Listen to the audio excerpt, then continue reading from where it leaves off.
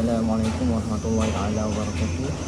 Pada pagi ini saya akan membentangkan tentang analisis kebutuhan wacana serta rujukan daripada kumpulan kedua. Yang terdiri daripada ahlinya, yang pertama namanya bernama Muaz Afifi Abdul Syukur. Yang kedua saya Abdul Mutaqif Safari.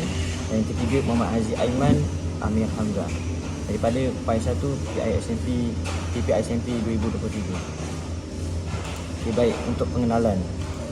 Tugasan ini merupakan salah satu pentaksiran berterusan yang wajib dilaksanakan oleh setiap pelajar persediaan ijazah sarjana muda perguruan yang menduduki kursus penyelesaian akademik.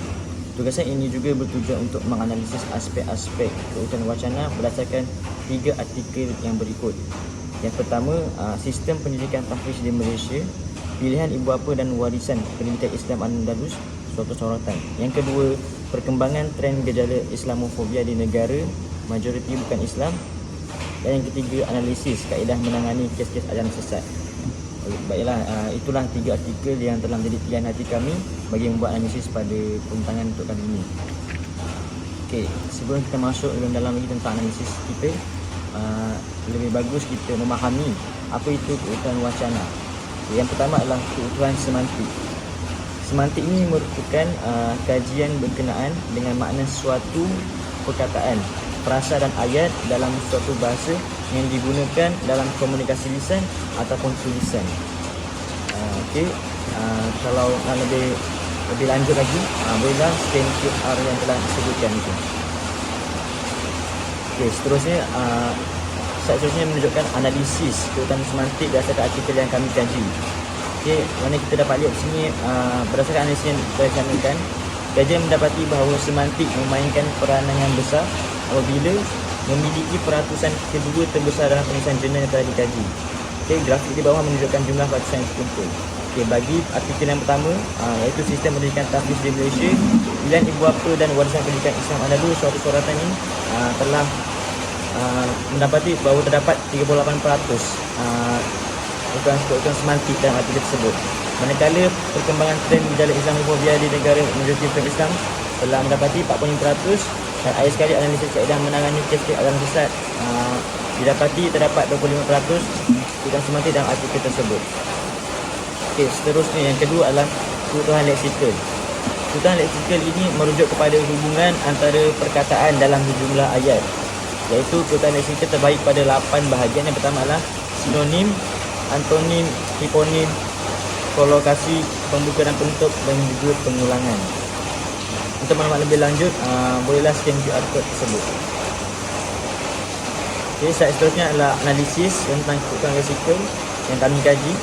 Yang pertama, sistem pendidikan tahfiz di Malaysia itu telah mendapati terdapat 19% dalam kebutuhan leksikal.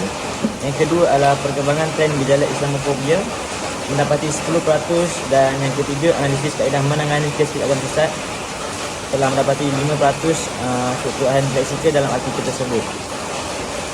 Yang ketiga pula adalah kebutuhan gramatikal. Kebutuhan gramatikal ni merupakan hubungan wacana yang berkaitan dengan tata bahasa, iaitu terdapat 4 jenis kebutuhan gramatikal dalam satu wacana, antaranya penanda rujukan, penanda penggantian, elipsis, dan juga penanda penghubung.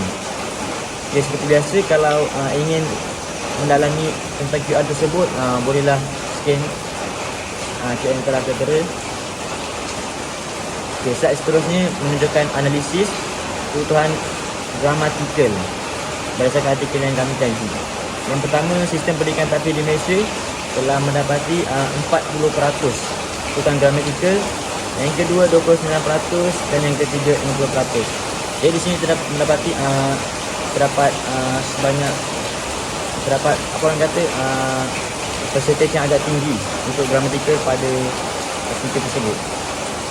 Yang seterusnya, yang keempat pula adalah jenis wacana fonologi. Apa itu fonologi? Fonologi ini adalah suatu bidang bahasa dalam linguistik yang menyelidiki bunyi-bunyi bahasa menurut fungsinya yang dikeluarkan oleh organ-organ ujaran manusia. Untuk contoh, kalau dalam belajar tajwid ni dia sebut makhraj huruf. Okey. Contoh dia untuk kronologi ni adalah penggunaan tanda soal, iaitu yang pertama lah dia sudah pergi, itu pertanyaan. Kalau ayat kenyataan adalah dia sudah pergi. Akhirnya kita dapat mengetahui dua perbezaan daripada intonasi suara tersebut. Yang contoh yang kedua adalah negara yang aman, Malaysia aman negara Malaysia. Nampak kat sini penggunaannya yang apa orang kata susah untuk dipahami, tapi itulah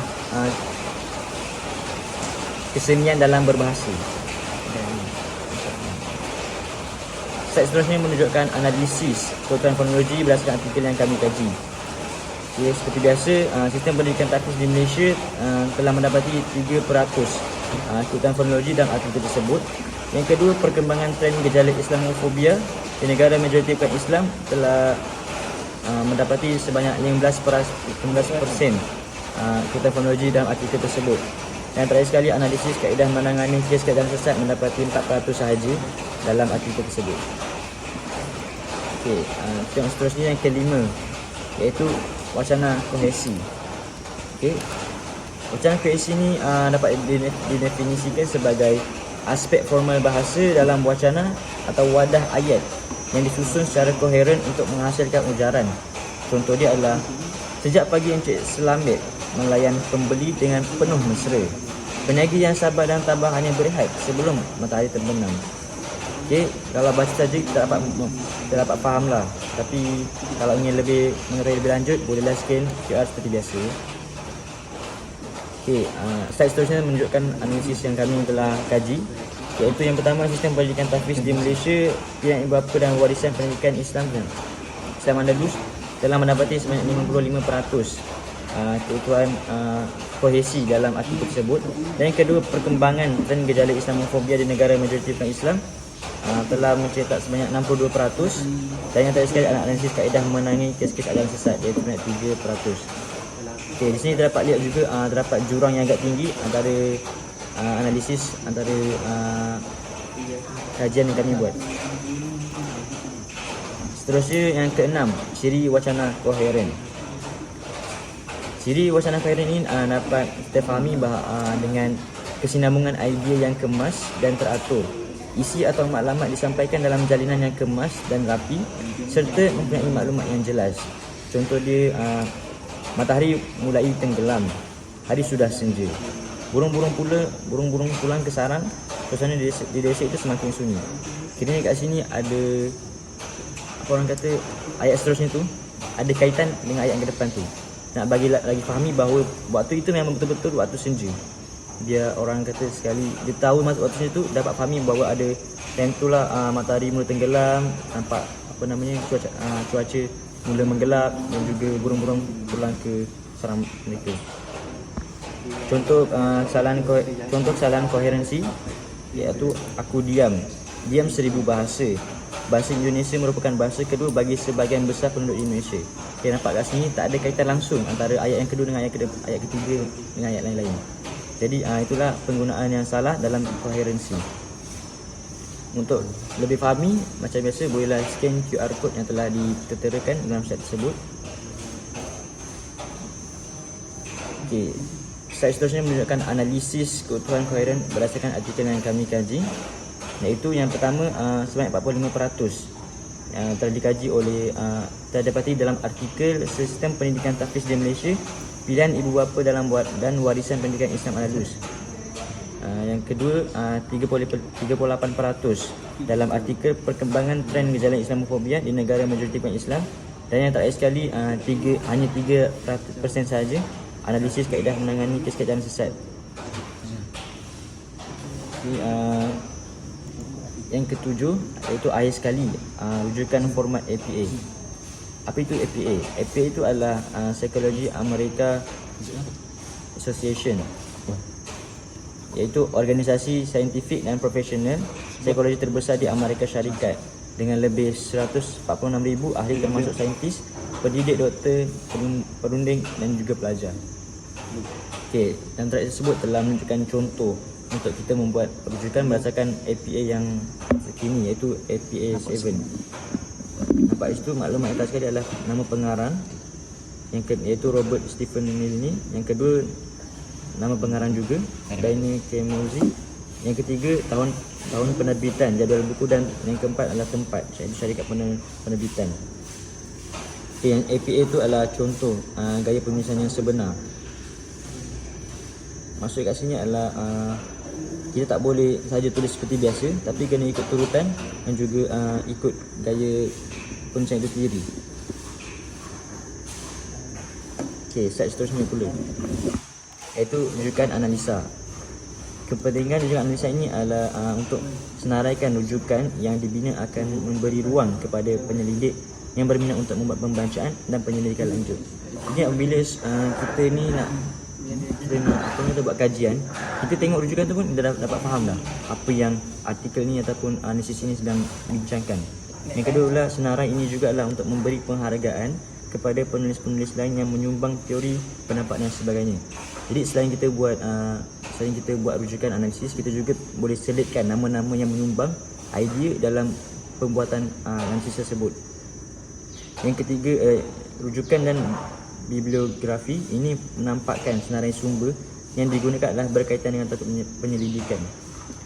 Okey, kepentingan di sini adalah apabila seorang itu dia membaca artikel tersebut, maka dia akan dapat tahu dari mana dia nak tengok, dari mana dia nak rujuk kenyataan tersebut.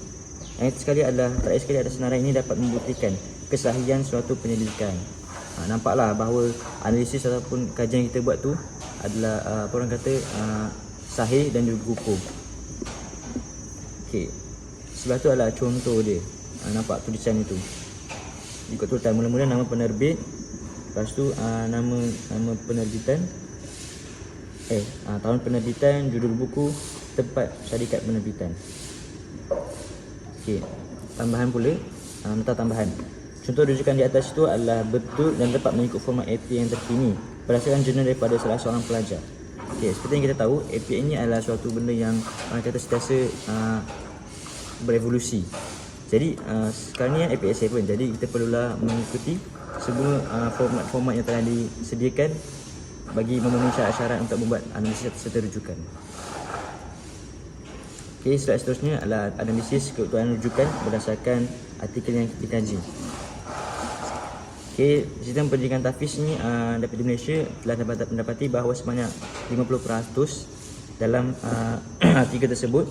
Yang kedua, perkembangan tren gejala Islamofobia di negara majoriti bukan Islam mendapati sebanyak 46% rujukan dalam artikel tersebut. Manakala yang ketiga, analisis kaedah menangani keadaan sesat mendapati hanya 10% sahaja analisis rujukan dalam artikel tersebut. Okey, kita pergi kepada yang orang kata kita punya main topik kita, iaitu jurnal terbaik. Okey, setelah kami kaji antara 3 artikel yang kami temui, kami telah mendapati kata sepakat yang mengatakan bahawa artikel sistem pendidikan tahfiz di Malaysia, pilihan ibu bapa dan warisan pendidikan Islam Andalus adalah jurnal yang terbaik dan menjadi pilihan kami untuk membuat kajian. Hal ini kerana artikel tersebut terdapat unsur-unsur yang menjadikan kami memilih dia sebagai jurnal terbaik. Yang pertama adalah penggunaan kutipan wacana yang banyak dan berbagai. Seperti yang kita tahu, apabila penggunaan kutipan wacana yang banyak dan berbagai ini, ia akan membuatkan artikel tersebut lebih berseni dan orang kata fungsi kutipan wacana itu adalah tak nak biar penulisan kita ni ditelan zaman ataupun tidak dapat orang kata biar berterusanlah kutipan wacana ini, agar orang remaja pada masa akan datang pun dapat menggunakan kutipan wacana ini untuk dalam penulisan mereka. Yang kedua adalah ciri-ciri penulisan yang jelas, bermakna, mudah difahami dan mudah dibaca.